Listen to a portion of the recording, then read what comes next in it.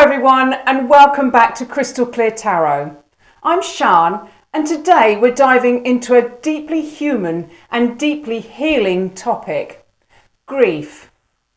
Whether you've lost a loved one, experienced the end of a relationship, or found yourself navigating a life-altering change, grief touches all of us. It's part of the human experience, and yet when we're in it, it can feel incredibly lonely. The 7 stages of grief offer us a kind of emotional map. Originally introduced by psychiatrist Elizabeth Kubler-Ross and later expanded upon, these stages give us insight into how we might process loss, not in a straight line, but in cycles, waves and spirals. In today's video, I'll guide you through each of these 7 stages, pairing them with the rich symbolic language of tarot, so that we can better understand not just the psychology of grief, but the soul journey behind it. So take a deep breath, grab a drink, and let's begin. Stage 1, shock and denial. When grief hits, it often comes like a thunderclap. This is the stage of shock and denial, and in the tarot it's perfectly captured by the tower. The tower shows us a structure being struck by lightning, something sudden and catastrophic that changes everything. When we're in shock, our minds go numb.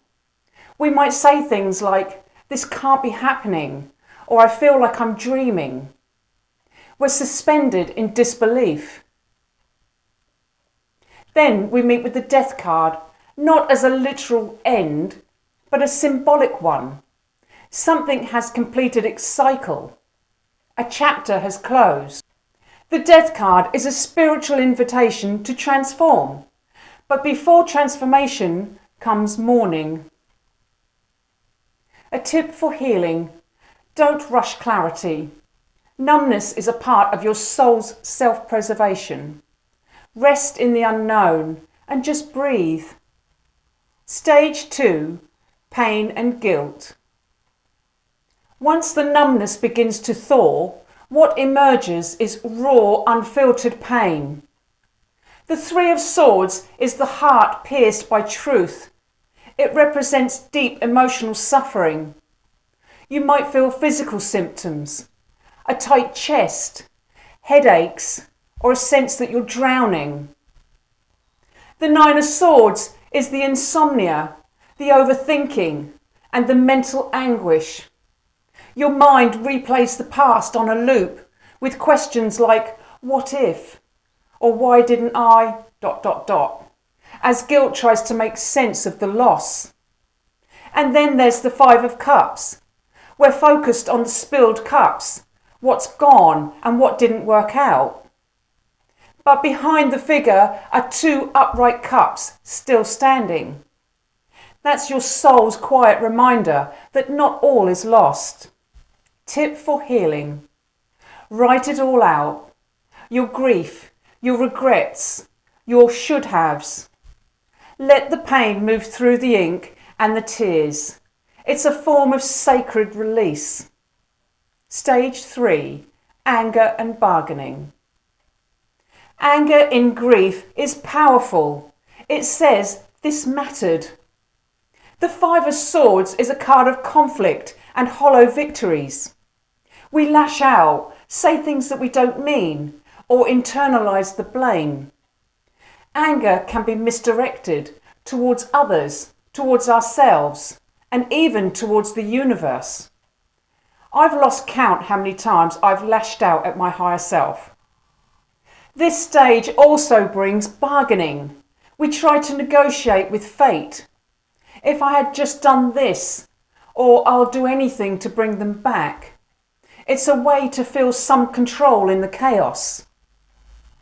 A tip for healing: let the anger speak, but give it a safe place. Journal, scream into a pillow, move your body, dance or listen to some powerful music.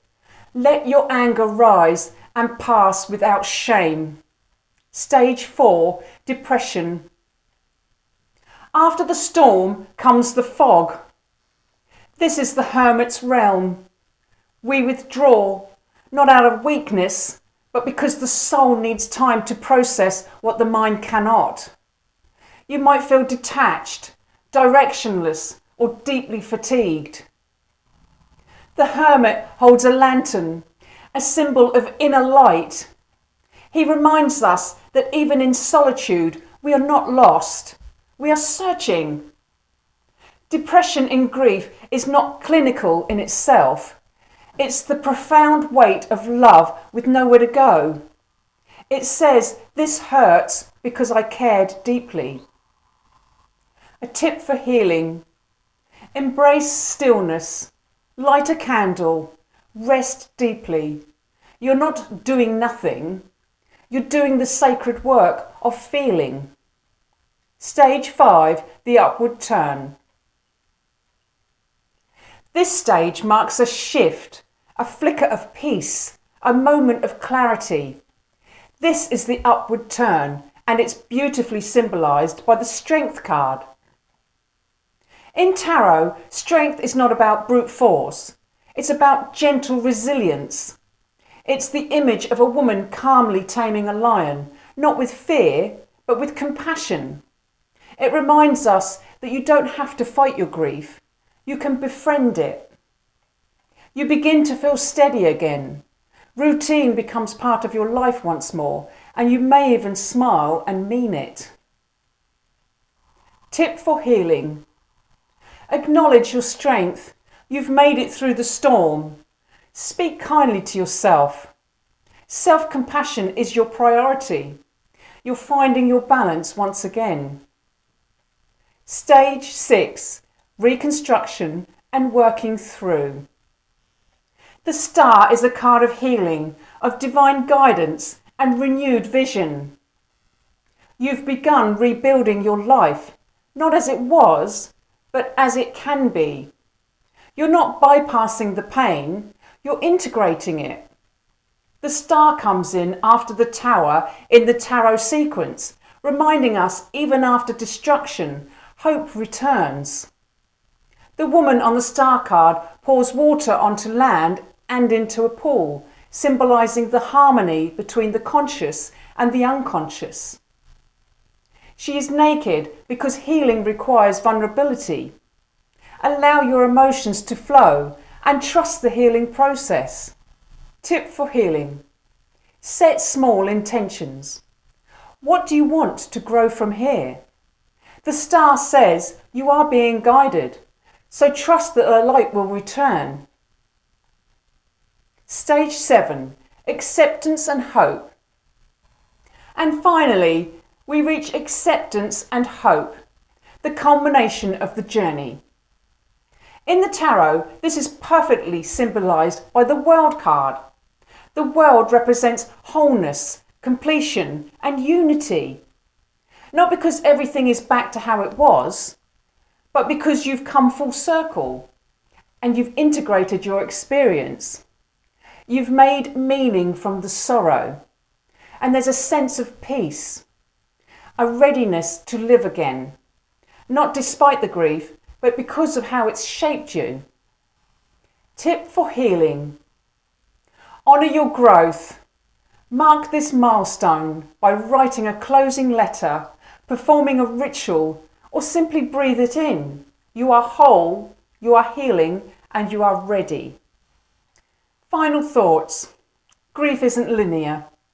Grief doesn't follow a tidy path. So you might jump in between stages, circle back, or feel stuck in one for longer than you'd like. And that's okay. Tarot teaches us that healing is a journey of the soul, one with shadows, yes, but also incredible moments of clarity, power and grace. So if you're grieving, I want you to know this. You are not alone, you are not broken, and you are not beyond healing.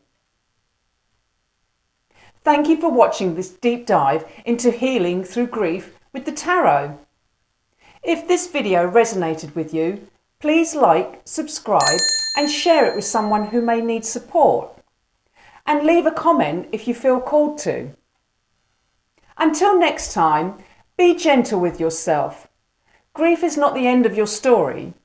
It's all part of your transformation. I'll see you in the next video.